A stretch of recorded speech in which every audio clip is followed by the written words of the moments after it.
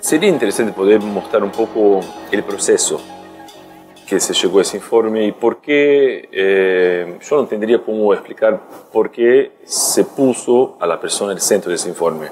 Pero yo puedo entender, tener en cuenta los desafíos que ya la organización como estructura tripartita que está tratando de entender todos esos desafíos, nos dimos cuenta dentro de una estructura más técnica de varios países que estamos llegando a un momento muy parecido a lo que sucedía hace 100 años. Y lo que la organización trató de hacer, y eso fue el director general en 2015, dentro de la estructura de la OIT, se dieron cuenta que sería importante proponer a la organización que la oficina emprendiera un proceso de conocimiento sobre lo que está sucediendo en los varios países.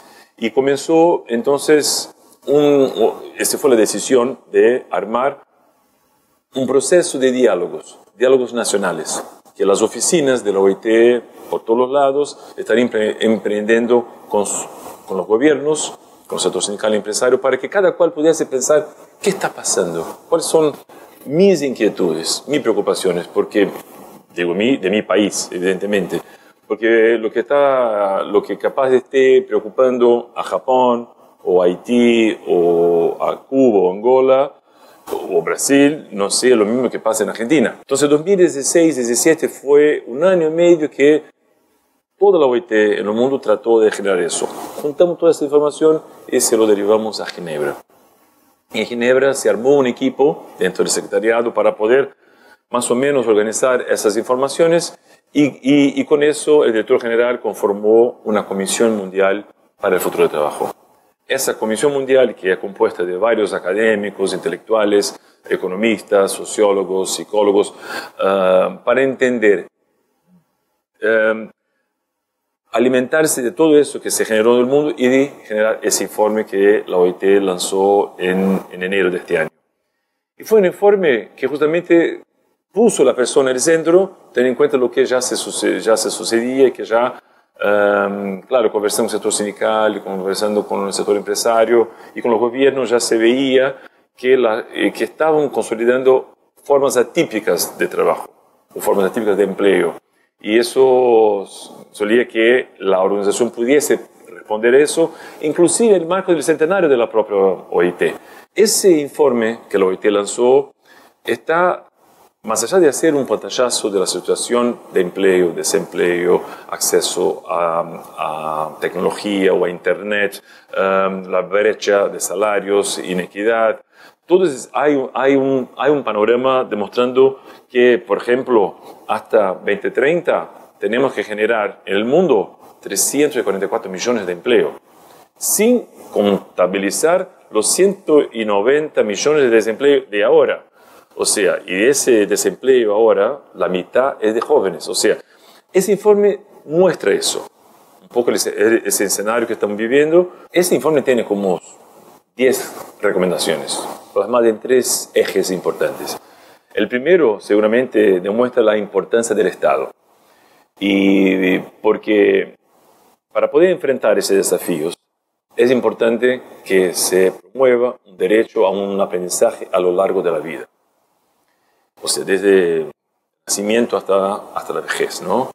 Y es un derecho que, para que uno pueda formarse, recapacitarse, adquirir nuevas competencias y pudiendo ajustándose a las necesidades del mercado y para que uno pueda estar siempre en condiciones de poder generar un proceso productivo sano en particular, ¿no?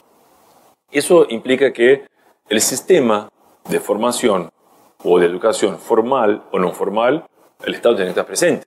El Estado tiene un papel importante, no solo para armar la política pública que pueda permitir y garantizar ese aprendizaje, pero a su vez también hacer con que ese derecho esté plasmado en el presupuesto. O sea, ¿quién aprueba el presupuesto? ¿Quién genera una propuesta de presupuesto? El propio Estado. El informe también invita y convoca a los grupos empresarios y sindicales que aprovechen ese momento para revitalizar su representación colectiva. Cuando se aumenta la informalidad, tenemos una cantidad muy grande de trabajadores que están en esta informalidad y necesitan que haga una estructura que puede representar ese cuerpo de trabajo que está ahí totalmente sin un espacio a donde poder hacer con que sus derechos sean representados. O sea, el Estado es fundamental en todo ese proceso. El Estado es, primero, el garante de los convenios de la OIT y otros compromisos internacionales. Ese informe está planteando elementos para que el sector sindical empresario, junto con el Estado, pueda repactuar el contrato social. Y con eso, el rol de cada uno. Por ejemplo, si hablamos de igualdad de género, y sabemos que en el mundo del trabajo comienza desde el hogar, con la licencia de paternidad, hasta una estructura pública o no de cuidados. Si no tenemos una política que pueda garantizar que los varones y las mujeres puedan también quedar en su casa, cuidar a sus hijos, a sus adultos mayores o sus familiares con problemas de discapacidad, para poder ir al trabajo o no, quedarse más tiempo en casa, necesitamos una política pública de cuidados, política pública. Y eso involucra también el papel del Estado en poder garantizar que tengamos más lugares para poner los chicos, o que tenga un sistema de asistencia a salud pública, o que las obras sociales también se incorporen en una política para poder complementar el papel del Estado. O sea, yo no veo, ahí no hablo de la OIT, un achicamiento del Estado, por lo contrario, es revisar el papel del Estado en un contexto de relaciones de trabajo diferentes. Entonces el Estado sigue importante, que el Estado tiene que rendir cuentas a los compromisos internacionales. Y ahí cómo reorganizar eso de manera que el Estado esté presente, a donde tiene que estar, ¿no? Con servicios de seguridad, de salud, de educación, es fundamental que ahí esté, pero también que se establezca un contrato social, o que se revitalice lo que se hizo hace mucho tiempo, repensando en ese futuro, también el papel del Estado en la economía, como actor económico, como actor social, como actor de derechos. Eso es un proceso de cada país de poder reestructurar ese proceso, inclusive para que los funcionarios del Estado también entiendan su papel en ese contexto del futuro de trabajo y de esos desafíos. Yo creo también, que no solo Argentina, pero Latinoamérica tendrá un papel muy importante en esa conferencia. Tenemos, primero, que la informalidad está presente en todos los países de Latinoamérica y Caribe. Y la informalidad es una inquietud general en esta región. Y es importante que los sindicatos de Latinoamérica y de Caribe puedan también repensar cómo acceder y llegar a este grupo de trabajadores que están desprotegidos. Y no solo del lado de los trabajadores, pero también tenemos empresas que están en la informalidad y queremos evitar que las que están formales entren en la informalidad. Y parece importante que aprovechemos varios ejemplos regionales, en particular si tomamos el tema de los cambios tecnológicos y las plataformas digitales. Es un tema que está creciendo en Latinoamérica y Caribe. Tenemos empresas latinoamericanas, trabajadores latinoamericanos, y en muchos lugares, trabajadores migrantes que sufren con problemas de sus países, que están consiguiendo, a donde migran, una manera de trabajar a partir de un sistema, por ejemplo, de delivery, de comidas y otros más.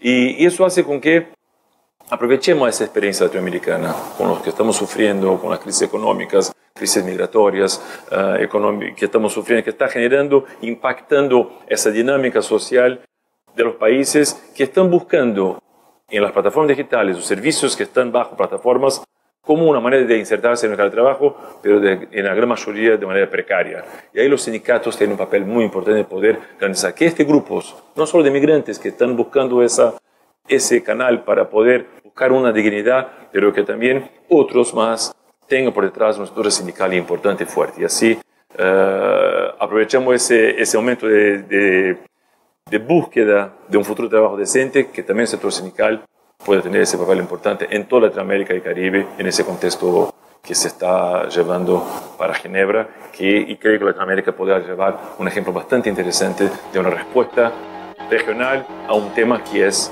global.